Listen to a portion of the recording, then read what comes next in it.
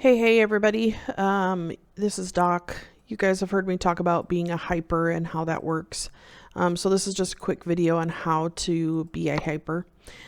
This particular account is an ore hyper. Most of my buildings are all ore resource buildings, and they're all level 25 with the exception of a few.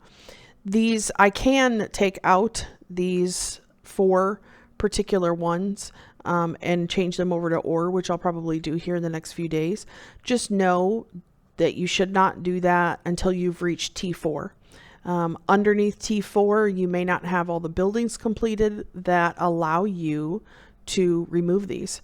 It'll allow you, but then it'll stop you from building something until you bring that back up. So that's the first step in becoming an ore hyper, or wood hyper, stone hyper. There's gold hypers, food hypers, all of those. Next is a boost. So under your turf boost down here, you can put on a ore production boost. There's some for 24 hours. There's some for 7 days. And to buy those, they're under the guild shop, under guild coins, resources, go down. This is a really good way to use your, to do a guild quest with coins. So you need to have that boost on. Next is your talents. So your talents need to max out that particular production of what you're doing.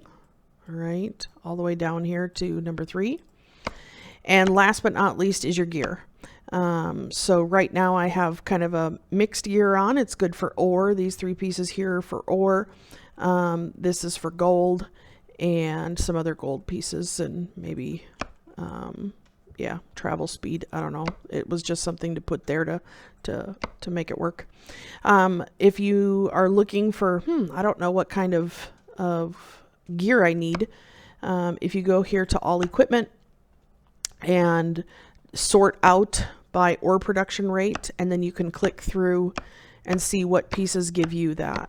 Sometimes you have choices. For example here, the mechanical boots or the Craigie Greaves, which both of them are pretty difficult to max out. Especially, I think mechanical boots, you can really only get those by paying for them. So these are a hard rocks material, which are fairly difficult to get.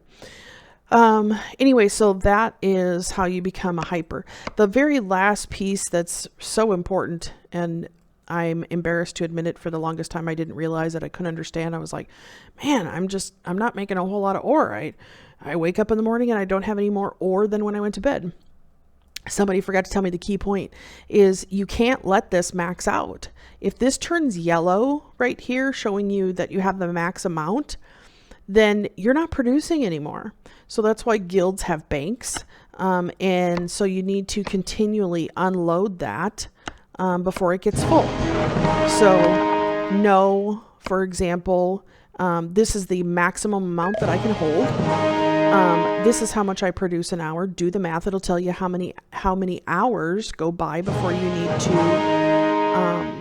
to unload your ore, or you'll stop producing. And this is how basically you can get free resources within the guild, as long as the bank is available to help you get the other resources that you need. So encourage everyone to become a hyper. Some people are mixed hypers. I'll show you a particular account here that is a mixed hyper. I'm not a huge fan of mixed hypers because you can't really do the gear. It makes it a little bit more difficult, but this one here is a mixed type of a hyper. So anyways, thanks for watching.